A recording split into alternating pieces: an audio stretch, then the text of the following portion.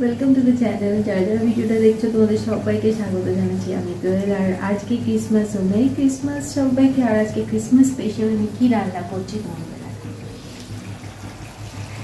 এখানে ভাত হয়ে গেছে, এখানে আমি বানাচ্ছি ডিমের ঝোল। এই যে সব বয়েল করে রেখে দিয়েছি। ডিমের ঝোল রান্না করা যতটা সহজ মনে হয় ততটা কিন্তু সহজ না, অন্তত আমার তো তাই মনে হয়। কারণ আমি যতবারই রান্না করেছি কোনো দিন খুব ভালো হয়েছে, কোনো দিন ভালো হয়নি। মানে গ্যারান্টি দেওয়া যায় না আর কি যে ভালো রান্না হবে। তবে হ্যাঁ, ডিমের যেটা কষা হয় না সেটা কিন্তু আমি দারুণ রান্না করি। আর দেখা যাক, আজকে আশা করছি ভালোই হবে।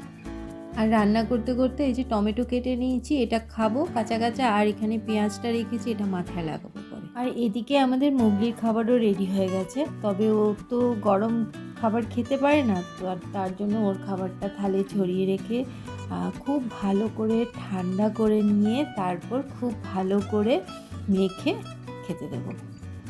আর এখানে আমি আমার জন্য কাটছি উচ্ছে ভাজা করব। তো আগে আমি উচ্ছে ভাজা খুব একটা পছন্দ করতাম না, কিন্তু আজকাল খুব ভালো লাগে। আর এই উচ্ছেটা শুধু আমি আমার জন্যই কাটছি, মানে ভাজবো, কারণ এটা আর কেউ খেতে চায় না, আমি এটাই দেবো। যাক, আমার রান্না হয়ে গেছে, আশা করছি খেতে বেশ ভালো হবে, দেখা যাক। So good evening. একটু সাজগোজ করছি। ভেবেছিলাম একটু বেরোবো বলতে একটু নিচে যাব আর কি। তারপর আর ইচ্ছে করলো না। আর তাই ভাবলাম যে আমি রিসেন্টলি একটা ইয়াররিংস বানিয়েছি আমার নিজের জন্যই। সো এটাই তোমাদেরকে দেখাই কেমন হয়েছে।